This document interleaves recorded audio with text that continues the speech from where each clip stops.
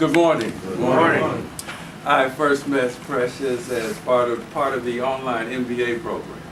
And one of the things that we do is that for the professional development piece, we go golfing. And so Precious was out on the golf course. Now I've golfed for a while. And so Precious had just started golfing, I think that day. And already I noticed, after a few swings that she was out there trying to beat me. So she is a very, very competitive person. Very competitive. Then as the course went on, we had an assignment that we were going to do some financial statement analysis, and she brought in this information, and we began going over the information, and she was saying, well, no, this has to mean this, and this has to mean that. I said, well, hold on. we need to look at some other things first before we make a decision. But she is a tremendous student. Now, I have a lot of students, but there are some students that stick out to the point that really what I want for her is to take my job. And so I'm looking for her to become the chair of the accounting and finance department. That's really what I'm grooming her for. But I'm going to let her do this for a while. And then I'm going to come back in a couple of years and we're going to get that done. But that just speaks to the kind of person that she is. And I'm really, really blessed to be challenged by students and people such as this. And so we had there are very few times that I can say that we had a fabulous time during the class, because it is confrontational by nature. I have to grade, I have to, assess, and sometimes, use the red marker. Yes, use the red marker, and people can sometimes take offense, but she never did. She always wanted to learn from it.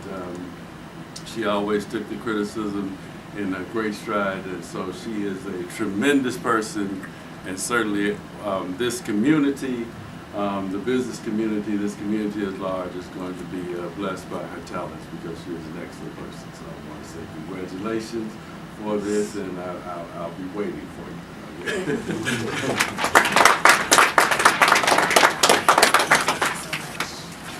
All right, everybody having a good time? Still a little sleepy? A little bit, a little sleepy? Maybe? No. Oh, I mean, you had the 7 o'clock meeting, so you were probably I've been around, working. Precious and I've been working. Just been up. All right. Yeah?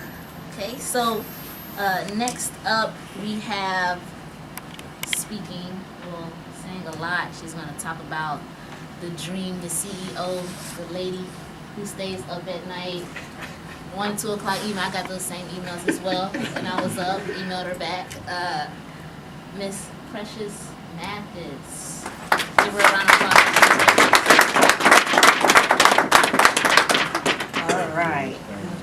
Just want to say thank you to everyone for coming. I'm not gonna lecture you guys. Okay?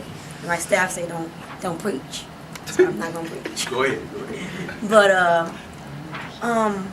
the dream. This is my dream. I've been working at this for about 10 years. And a lot of people see me and they say, "Oh, you're doing so well, or you're so wealthy." And I say, "No, I just look like where I want to go."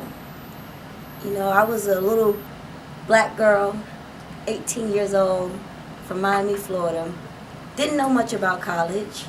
Nobody was going to bring me to college. But I had a dream. I had a vision. I knew that, I had this vision that in order to be successful, you had to get an education. Because when I was growing up, I grew up in the projects. And then by the time I was in middle school, my mom was fortunate enough to move me into a community of professional black people. And I began to see doctors, lawyers, police officers. And I said to myself, that's more than Liberty City. How do I get it? And I began to ask the guy, Mr. Kirkland, that let us move into his house. And I said, well, what do you do? And he was like a computer engineer. And I said, well, what did your wife do? She was a pharmacist. she was a black lady, and they had 2 kids. So I said, well, I'm gonna be a pharmacist. So I had to figure out how to become a pharmacist, and then I found out that FAMU was the #1 school for pharmacy, and didn't know much about FAMU. I just was going to FAMU because everybody else said they was going to FAMU, so it came true. So I ended up at FAMU as a pharmacy student. I did 2 years at pharmacy school, and then I realized I don't think I want to do this. After I went to Walgreens for about a semester, and they made me stand up, and I said, well, I don't think I want to do this. I'm going to do something else. And I've always been pretty good in math. My father was always good in math as well, so I said, well, I think I might go into business school. But then that changed. So I went into TCC. I said I wanted to be able to help children. So I went and got an associate's in early childhood education. And as I went to school, I worked with kids for a while. So I said, well, I'm going to open up a business. But in order to run the business, you need to know the numbers, because I didn't want to get robbed. So I said, well, I'm going to go back to business school. And I went back to business school. Was going to go back to FAMU, had a little difficulties because I had to go to work to go to school. So I went to Flagler College. A young lady came to me and she said, well, you may want to look into Flagler College because you can still keep your job and then you can go to school at night. And I said, well, okay, I'm going to do that. And I did that, and then I got my paper, and I came back to FAMU. I said, well, now I'm going to get my master's at FAMU because I want to be a Rattler.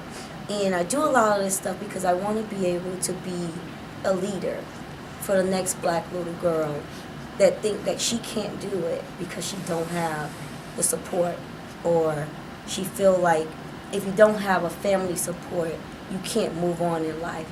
And I found that that's not true.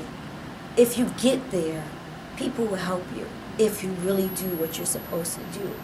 I remember when I said I wasn't going to go into accounting, and there was this guy I was dating. I said, I'm going to be a social worker. And he said, well, you're not a social worker, and if you're going to be a social worker and you're not going to be an accountant, I'm not going to be your boyfriend anymore. So that kind of pushed me back into doing that. But that, it was just, clarification that I needed to do what I was supposed to do. And I'm grateful. I don't think it hit me. And like a lot of people say, it's really not for me. It's for my students in East Gaston, the students at FAMU DRS, and Winter, and my staff, because being black and being a woman is hard. We're labeled as not educated and not wanting that much. But I do believe most of us do respect our community, and we do respect the black man. And I just want to be able to be an example, a good example, not a bad example, and give someone else the strength to say, you know what, it's a dream, but I want to live within the dream. So I want to be able to do more and help and be able to be accessible for someone to walk into my office and say, can you help me? And if I can, I want to be able to say, well, I can't help you, but I know someone that can. So I want to say thank you for being able to see my dream. This is not over. This is just the beginning. I definitely want to thank my father, for supporting me, and pushing me and saying, you can do it. But most of all, a lot of people don't see the background. I want to thank my spouse, Desmond Hodge. Honestly, if it wasn't for him, none of this would be possible. I really would not be standing here. But he took a chance on me. He really did. He said, do it, Precious. I got your back. And he gave me everything that he had because I didn't have anything. And I'm grateful. I'm really grateful, Hodge. I know you want to tell me to leave you alone a lot of times. And I know he say, Precious, you better watch your mouth. So I know I get on his nerves, but I mean, when nobody's there to hear my cry, he's there to always tell me, it's all right. When I want to give up, he said, you can't keep moving. And I'm grateful. He's my lifeline, you know, and he's probably the reason why I made it this far, because I really wanted to give up. I just wanted to walk away and say, forget it, because I was going through so much, and I'm still going through a lot. But he said, Precious, you can't stop. You're supposed to, it's going to happen. You know, he told me, he said, it's going to be hard. He said, didn't I tell you it's going to be hard? And I said, well, yeah, but I didn't think it was going to be this hard. So I'm grateful for you, you know, encouraging me to keep moving and not be, you know, a quitter, because I wanted to quit, but I didn't. And Mr. Bates too. And I said, I don't know. I don't know what I signed up for. I don't think this is what I was really expecting. But I'm grateful for all of you. Thank you for coming. Thank you for supporting me. Hi, Lynn. You know, and thank you just for being a family. You know, I have a big family, but I'm not really that close. And when I see you guys, it makes me feel better. And I really appreciate all of you. So thank you. So now we're going to let you guys eat. The special announcements were for, you know, minority black chambers for us coming over. Mr. Page, thank you. I know I was going off on Mr. Page. And he probably said, oh, that lady. And then he came and said, look at this little old lady. That's it. I was telling Mr. Page, I'm just stressed out. But he said, Miss Mathis, don't worry. I got you. And when he walked in the door, I said, he kept his word. He had me. And I thank you, Mr. Page. You made me smile. It's just the beginning for real. It's just the beginning. So thank you, thank you, thank you. Eat, chat, me and Desmond, we're gonna cut the ribbon, and you guys just enjoy each other, you know? All right? Yeah. All right.